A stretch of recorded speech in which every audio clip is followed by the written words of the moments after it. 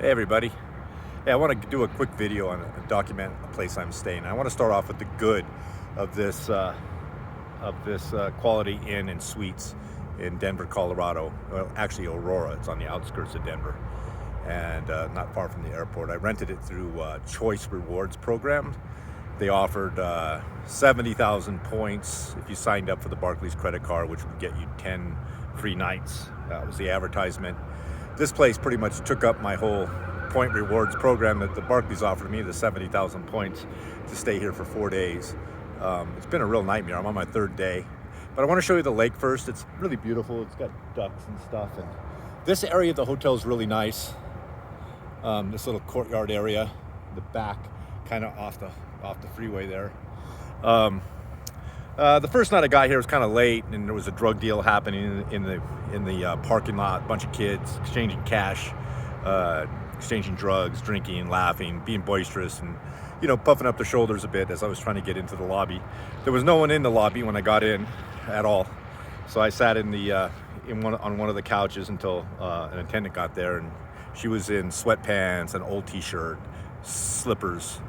Like, I don't know, she just crawled out of a van from the parking lot and walked in or something. And I'm just speculating because she looked really disheveled. Anyway, she checked me in, and I went to my room, and the room was old and musty, but the beds were clean, it looked like, and the towels and everything were clean, and I just kind of sucked it up. I'm here to visit a relative in the hospital in Denver, so I just sucked it up and said I'm just going to stay here.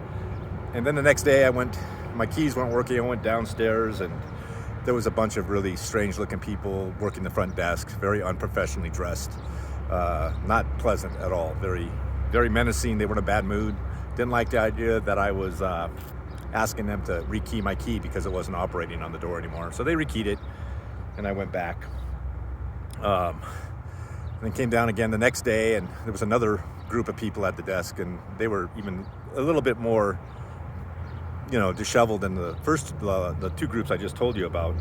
And I went to the kitchen. I was gonna get something to eat. I think that was yesterday morning, and the kitchen was really disgusting, so I decided not to partake in the buffet they were offering. And then I noticed that there was a couple guys there, kind of dressed like street clothes, very like baggy pants, wrap hats on, big pile of luggage stacked up really high. And she was taking cash from them, the lady from the front desk, and I thought that was odd. And she saw me watching them, and she pulled the two guys aside, and they went like on a little back room off the side of the office, and started talking there. But I assume that they're exchanging cash for discounts on rooms or something like that, and I don't think that's probably what Choice Hotels wants their employees doing with people. And there's just so much kind of really unsavory characters, drug dealing. One night there was a woman just spun on crack or crystal meth or something, just rambling, sitting there, and I'd seen her earlier hanging out with the crew of the hotel. So I thought that was kind of odd. And I did call Choice Hotels and complained, and they just told me I was on my own, and if I checked out I was gonna lose my points and lose my stay, and I was on my own, and hung up on me. And after I basically told them this story, probably in pretty much this tone of voice, I wasn't mad or anything. I was just kind of sharing. I called Barclays Bank, the ones who sponsor the program. They were a little bit more help. They were more sympathetic and listened. Said they'd get back to me in 1 month to 2 months with a letter or maybe a phone call after I shared with them all this information. So I'm going to post this on YouTube. Try to get it to go viral. People staying at Choice Rewards. I'm gonna pass it around different places. I'm not happy with this stay at all. I'm here for another night, so I'm sure I'm gonna see a bit more debauchery. Another thing, like look how big this hotel is. It's huge.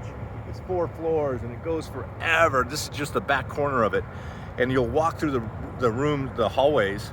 And I'm gonna post some other videos. There's garbage everywhere, really nasty stuff, and smells, spit all over the elevators where people are going there, just spitting on the walls there was like fresh spit the first night I was there. It was really disgusting, horrible smells.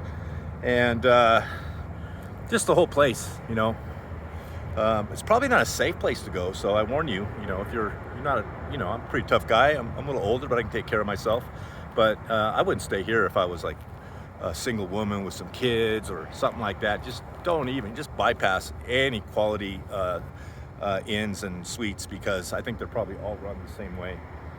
In my some of the reviews I saw kind of told me that. So if you have any questions, put some comments in the video, please. If you've experienced similar things, yeah. And here's like in the behind me is one of the employees. I don't know if you can see them, of the hotel.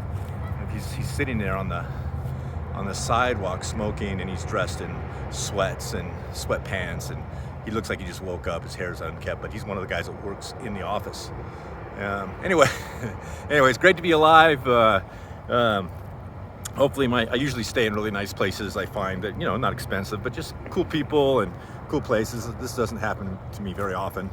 Yeah, and then in the background, that was two of the employees I was talking about. So there you have it. Have a great day. It's great to be alive. No matter where you go, there you are. Ciao.